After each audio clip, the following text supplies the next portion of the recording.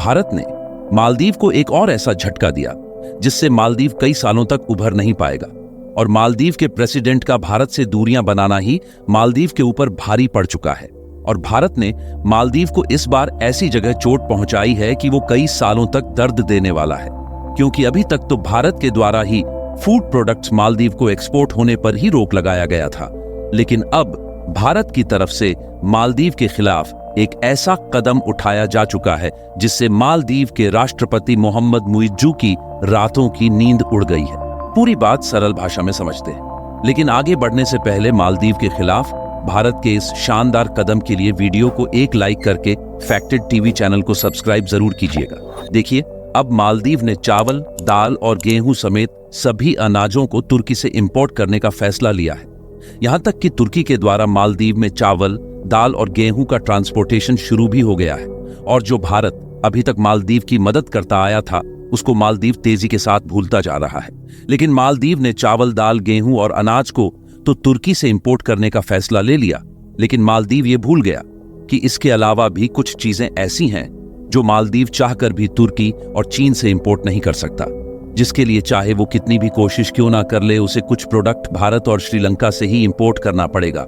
और मालदीव में इन्हीं प्रोडक्ट की रिक्वायरमेंट पड़ चुकी है, क्योंकि मालदीव ने अपने टूरिस्ट इंफ्रास्ट्रक्चर को बढ़ाने के लिए चीन से कर्जा तो ले लिया, लेकिन टूरिस्ट सेक्टर का इंफ्रास्ट्रक्चर तैयार करने के लिए जिन प्रोडक्ट की रिक्वायरमेंट पड़ रही है वो सभी चीजें भारत से ही अभी तक मालदीव में एक्सपोर्ट किया जा रहा था, और अब उसी प्रोडक्ट को मालदीव भारत से एक्सपोर्ट नहीं कर पा रहा, जिससे मालदीव का टूरिस्ट सेक्टर अस्त व्यस्त हो चुका है। दोस्तों, हम बात कर रहे हैं सीमेंट, स्टील और आयरन की, जिसके लिए मालदीव सदियों से भारत पर ही डिपेंडेंट होते आया है। और अब मालदीव ने चीन और तुर्की के साथ हाथ मिला के ये भूल चुका है कि कुछ प्रोडक्ट ऐसे हैं जो हम चाहकर भी चीन और तुर्की से इंपोर्ट नहीं कर पाएंगे, उसके लिए केवल भारत से ही मदद मांगनी पड़ेगी। और अब मालदीव में सीमेंट, स्टील और आयरन की रिक्वायरमेंट पड़ चुकी है।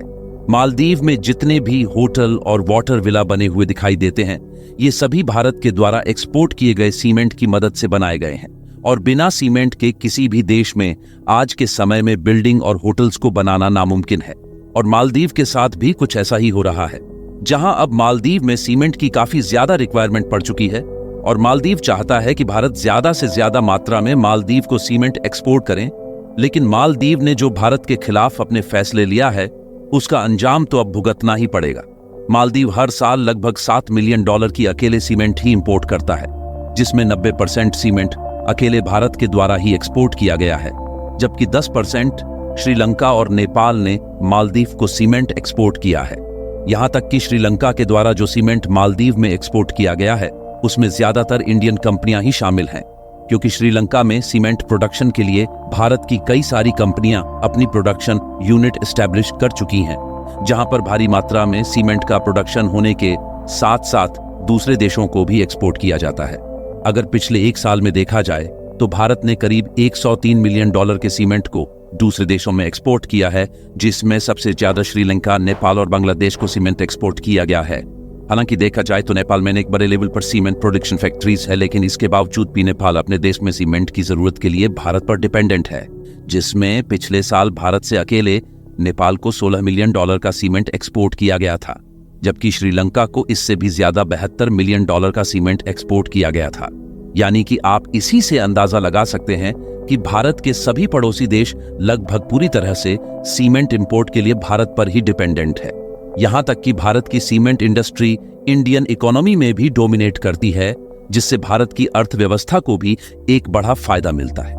भारत के द्वारा दूसरे देशों में एक्सपोर्ट होने वाली सीमेंट कंपनियों में अल्ट्राटेक, एसीसी और डालमिया जैसी कंपनियों के सीमेंट शामिल है, जबकि अगर मालदीव में भारत के द्वारा सीमेंट एक्सपोर्ट देखा जाए तो टोटल सीमेंट एक्सपोर्ट का एक बहुत छोटा सा हिस्सा ही मालदीव में एक्सपोर्ट होता है। लेकिन इसी छोटे से हिस्से से मालदीव में उपस्थित सभी होटल्स और वाटर विला बनाए गए हैं, और हमने आपको पहले ही बताया कि मालदीव अपनी टोटल सीमेंट जरूरतों का 90% हिस्सा अकेले भारत से ही इंपोर्ट करता है। लेकिन मालदीव ने चीन के साथ मिलकर जो गलतियां की है उसके कारण भारत ने भी मालदीव के ऊपर अपनी प्रतिक्रिया को स्टार्ट कर दिया है। इस वजह से इस समय मालदीव भारत से सीमेंट इंपोर्ट नहीं कर पा रहा है, इसीलिए मालदीव तुर्की और चीन से सीमेंट एक्सपोर्ट करना चाहता है। लेकिन अच्छी बात यह है कि चीन और तुर्की मालदीव को सीमेंट एक्सपोर्ट करने के लिए तैयार नहीं है।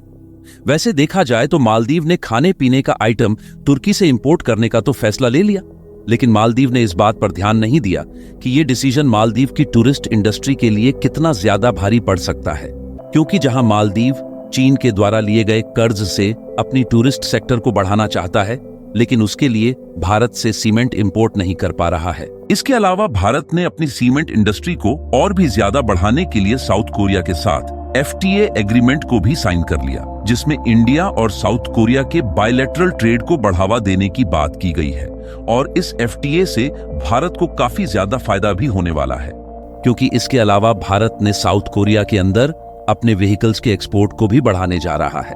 और आपको मालूम होगा कि इंडिया का ट्रांसपोर्टेशन मार्केट जिस तेजी के साथ बढ़ रहा है, उससे ग्लोबल मार्केट में भी अपनी जगह को बनाना शुरू कर दिया है, जिसके लिए टाटा ग्रुप ने ऑलरेडी एक बहुत बड़ी इन्वेस्टमेंट को पहले से ही शुरू कर दिया है। और इसके पहले भी भारत और साउथ कोरिया के ट्रेड रिलेशन काफी अच्छे रहे हैं, जिसमें हर साल भारत लगभग $7.5 बिलियन के प्रोडक्ट एक्सपोर्ट करते हैं। यानी कि कुल मिलाकर एक तरफ जहां मालदीव छोटा सा देश होकर भारत को आंखें दिखा रहा है, वहीं भारत के साथ दुनिया के कई सारे देश अपने ट्रेड को और भी ज्यादा आगे बढ़ा रहे हैं, जिससे भारत ही नहीं, भारत के साथ बायलैटरल ट्रेड करने वाले देश को भी फायदा हो रहा है। आपको बता दें कि इसके अलावा जब से भारतीय टूरिस्ट ने मालदीव जाना बंद किया है, उसके बाद से श्रीलंका की टूरिस्ट इंडस्ट्री मालदीव से भी आगे जा चुकी है। यानी कि मालदीव चारों तरफ से पिछड़ रहा है। बाकी आप लोगों को क्या लगता है कि इतना सब होने के बावजूद भी मालदीव दोबारा से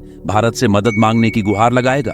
अपनी राय कमेंट बॉक्स में जरूर बताएं। और मालदीव के खिलाफ भारत के इस नए कदम के लिए वीडियो को भी एक लाइक जरूर कर दीजिए और अपने मित्रों तक भी शेयर कर दीजिए, ताकि उन्हें भी जानकारी मिल सके। इसी तरह और भी नॉलेजेबल वीडियो देखने के लिए इस चैनल को सब्सक्राइब जरूर करें। तो मिलते हैं अगले वीडियो में, तब तक के लिए धन्यवाद।